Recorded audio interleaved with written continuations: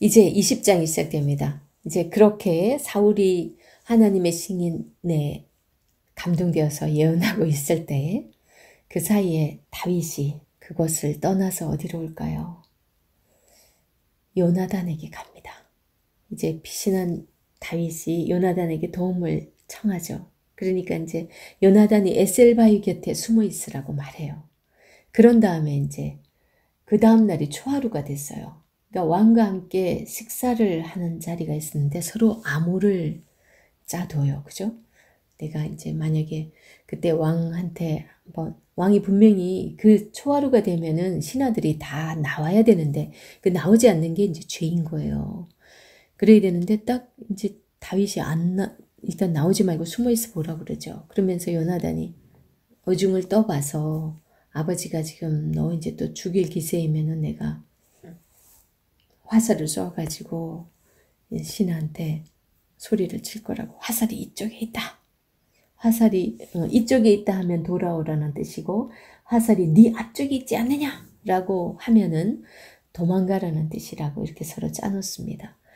그래서 초하루 이제 왕가의 식사 자리에 사울이 다윗의 거취를 묻죠. 요나단이 이제 말을 해주죠. 다윗을 고향 베들레헴에 보냈다고. 그러니까 사울이 화를 버럭 냅니다. 왕의 자리 빼앗길까 이제 두려웠던 이 사울은 사실 이미 자기는 15장에서 하나님께 버림받은 상태인데도 그럼에도 지금 스스로 자중하지 못하고 어떻게든 다윗을 죽여야만 된다. 자기 대신 왕자리 차지할까 봐 이제. 어차피 자기는 버림받았는데도 지금 그 사실을 인정하거나 자기가 거기에서 물러나려고 하지 않아요. 계속 이렇게 다윗을 죽이려고 하는 이 사울의 모습입니다. 그런 사울의 이 모습은 어찌 보면 끝까지 하나님께서 이미 버림받은 것을 당신은 이제 왕의 자리에서 버렸다고 분명히 사무엘을 통해서 전하잖아요.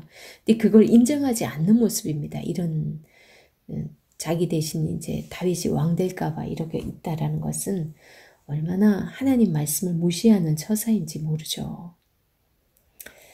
그래서 이제 예상대로 사울의 살기가 여전한 것을 보고 요나단이 도망하게 합니다. 이제 그때부터 다시 다윗의 망명 생활이 본격적으로 시작됩니다. 지금 20장에서의 이 단락의 이 구분을 딱 보면요. 1절에서 3절까지가 다윗의 생명이 위태로운 상태를 이제 언급을 해주고 있고, 그 다음에 4절이 다윗의 신실한 태도, 그러면서도 요나단의 신실한 태도가 이렇게 그려지고, 이거 A가 1에서 3절, 다윗이 생명이 위태로운 상황, 그 다음 B가 요나단의 신실한 태도, 그 사이 중간에 아주 중요한 부분인데요. 이게 5절에서 8절이 다윗이 요나단에게 사울의 의도를 알아낼 것과 언약을 이행할 것을 이제 제안하는, 이제 어찌 보면은 요나단이 얼마나 신실한가를 이제 드러내주는 그런 부분입니다. 다윗과 요나단의 그 신실한 관계를 증명해주는 그게 5절에서 8절의 C이고요. 그 C 프라임이 같이 이제 중심인데 그게 이제 요나단이 사울의 의향을 말하고 이제 또 지킬 것을 맹세하는 부분이 9절에서 17절이에요. 그러면서 B 프라임이 또 18절에서 40절인데 이게 이제 다윗을 돕기 위한 요나단의 치밀한 계획을 이제 실행에 옮기는 부분이에요. 그러니까 B가 요나단의 신실한 태도, 네가 원하는 것이 무엇이든지 이루어질 거라고 신실한 그 태도였는데 이거는 이제 그 치밀한 계획을 실제로 옮기는 부분이 18절에서 40절에 이게 나옵니다. 그 돕기 위해서 요나단이 다윗을 돕기 위한 그 계획을 실행에 옮기는 부분입니다. 그게 이제 서로 대칭을 이루고 있죠. 그 다음에 A가 다윗의 생명이 위태로운 부분이었잖아요. 1절에서 3절. 그런데 A'이 요나단과 다윗이 서로 맹세하고 이제 다윗이 서로 헤어지는 그 부분들이 평행을 이루고 있습니다. 그 중심에는 다윗과 요나단이 얼마나 신실하게 아주 굳게 서로 언약을 잘 지키고 있는지 그 부분이 지금 드러나고 있다는 거죠. 그리고 우리 그 중심에 있는 요나단이 사울의 의향을 말하는 거랑 그 다음에 그 언약을 지킬 것을 맹세하는 그 부분에서 가장 중요한 얼마나 이 요나단이 하나님을 바라보면서 이런 언약을 하고 있는지 그걸 알 수 있는 부분이 있어요. 14절부터 17절까지 한번 읽어볼게요. 이게 중요하기 때문에 너는 내가 사는 날 동안에 여호와의 인자하심을 내게 베풀어서 나를 죽지 않게 할 뿐 아니라 여호와께서 너 다윗의 대적들을 지면에서 다 끊어 버리신 때에도 지금 요나단이 지금 다윗에게 하는 말이에요. 얼마나 신뢰하니까 14절에 이런 말을 할 거예요. 너는 내가 사는 날 동안에 여호와의 인자하심을 내게 베풀어서 오히려 지금은 자기가 더 유리한 입장인데도 불구하고 믿음으로 다윗이 어떻게 될 걸 아는 거예요. 그래서 자기에게 여호와의 인자하심을 베풀어서 이거 하나님의 헤세드에 지금 의지해서 말하고 있는 부분이거든요. 베풀어서 나를 죽지 않게 할 뿐 아니라 여호와께서 너 다윗의 대적들을 지면에서 다 끊어 버리신 때에도 너는 네 인자함을 이것도 헤세드예요. 이 인자함 14절 15절 다 인자함이에요. 이거 하나님의 헤세드 그거를 내 집에서 영원히 끊어버리지 말라. 그래서 실제로 무비보셋 기억하죠. 무비보셋에게 다윗이 그 하나님의 인자하심을 베푸는 거거든요. 나중에 자기가 다윗 왕이 되었을 때 자기 집에서 같은 식탁에서 밥 먹잖아요. 하고 이에 요나단이 다윗의 집과 언약하기를 여호와께서는 다윗의 대적들을 치실지어다 하니라. 이게 모든 것이 하나님께 지금 하나님을 바라보면서 하는 이 고백들인 거예요. 그러면서 17절 다윗에 대한 요나단의 사랑이 그를 다시 맹세하게 하였으니 이는 자기 생명을 사랑함 같이 그를 사랑함이었더라. 이렇게 얘기를 해주고 있습니다. 지금 요나단이 다윗을 사랑하는 이것이 인간적인 사랑이 아니라 철저하게 하나님의 헤세드에 근거를 두고 있다라는 거예요. 하나님의 헤세드에 근거를 한 언약을 지금 요나단이 다윗에게 해주고 있다라는 이거예요. 이건 또 반증이 뭐예요? 하나님께서 요나단에게 지금 다윗을 보호하게 하시고 이런 마음까지도 요나단에게 주신 분이 하나님이란 걸 우리는 알 수 있어요. 자, 그러면은 우리가 하나님의 헤세드를 입은 어떤 사람을 통해 가지고 누가 인간적으로도 얼마든지 이런 사랑을 받을 수가 있죠.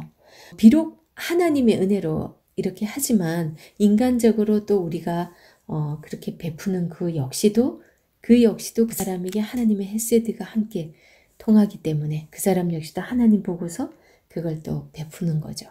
그게 아름답게 이렇게 엮어져 가는 게 하나님 나라고 그게 이 땅 가운데 임할 때 진정한 하나님 나라가 임하는 것이라고 하나님께서 말씀하세요.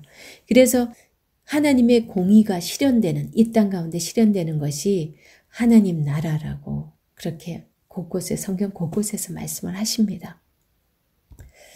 자, 21장 보겠습니다. 21장에서 24장은 다윗의 도망자의 생활을 집중적으로 그려주고 있습니다. 요나단과 헤어진 다윗은 노브로 이제 도망갑니다. 이전에는 라마나이ot으로 가서 사무엘의 보호를 받았는데 왜 다시 노브로 갔을까요? 노브 땅에는 누가 있나요? 노브 땅에 제사장 아히멜렉 제사장들이 노브 땅에 거거 있었어요. 그래서 아히멜렉을 찾아갑니다.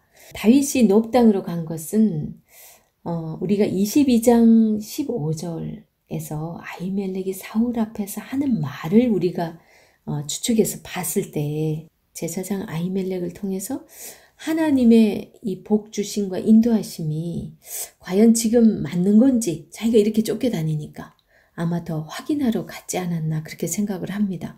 왜냐하면 하나님의 사람 사울에게 처음 피해 갔었잖아요. 거기 갔을 때도 그 사실을 얘기했을 때는 분명히 거기 드러나진 않지만 과연 쟤한테 기름 부으셨는데 제가 진짜 하나님의 뜻을 제대로 행하는 그런 기름 부은 자가 맞을까요? 아마 그런 의구심도 들었을 것 같아요. 그런 얘기 했을 것 같고, 이제 다시 또 그곳으로 갔을 때 또 다 사울이 찾아갔기 때문에 이제 여기서는 이제 제사장도 하나님의 뜻을 물을 수 있는 사람이거든요. 그렇기 때문에 또 그곳으로 도망갑니다. 근데 문제가 그 자리에 누가 있었냐? 도액은 사울의 목자장이었다고 그렇게 기록해주고 있습니다. 도액이 아히멜렉의 보호를 받고 있는 것을 봤어요.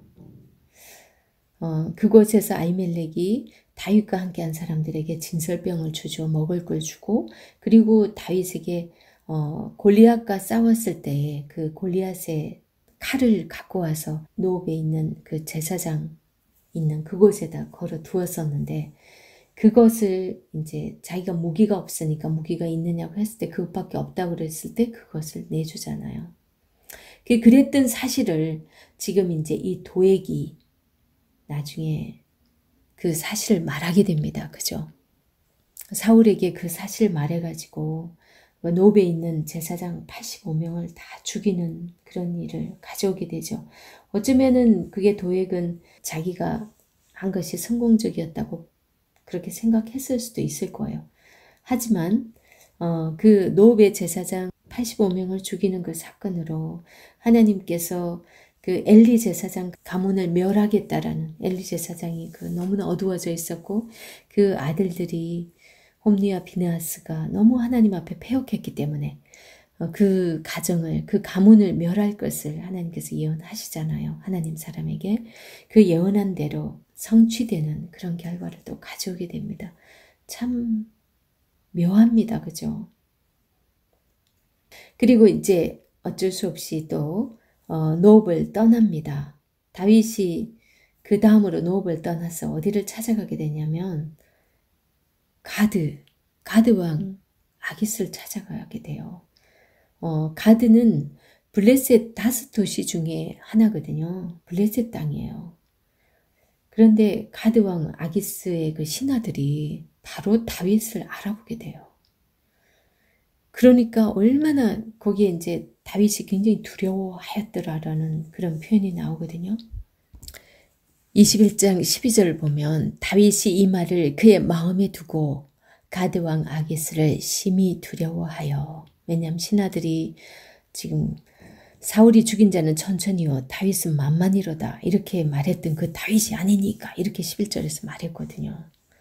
그래서 13절 그들 앞에서 그의 행동을 변하여 미친 채 하고 대문짝에 끄적거리며 침을 수염에 흘리매, 아기스가 그의 신하에게 이르되 너희도 보거니와 이 사람이 미치광이로다. 어찌하여 그를 내게로 데려왔느냐. 이렇게 이제 한 것도 하나님이시겠죠. 내게 미치광이가 부족하여서 너희가 이 자를 데려다가 내 앞에서 미친 짓을 하게 하느냐. 이 자가 어찌 내 집에 들어오겠느냐 하니라. 그러면서 이제 쫓아내죠.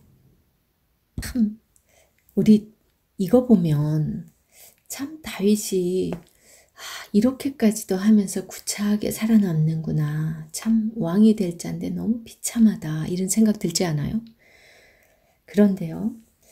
정말 이때 그 위기를 모면하고 나서 시편 34편에 하나님을 찬양하거든요.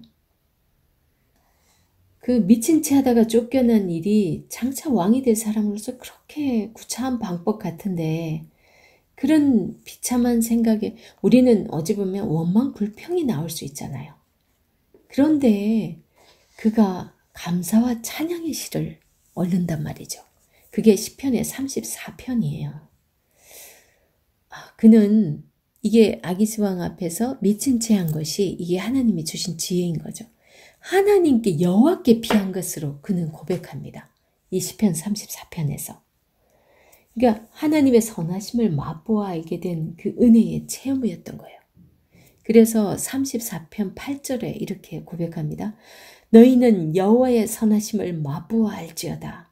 그에게 피하는 자는 복이 있도다. 이렇게 표현하거든요.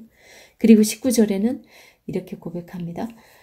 의인은 고난이 많으나 여호와께서 그 모든 고난에서 건지시는도다. 이렇게 말합니다. 이제 다윗은 어디로도 피난할 수 없게 되었어요. 이제 하여튼 그런 찬양을 했지만 야, 이제 어디로 가지? 정말 고민스럽습니다. 다윗은 오직 하나님께 의지할 수밖에 없는 그런 상태가 됩니다.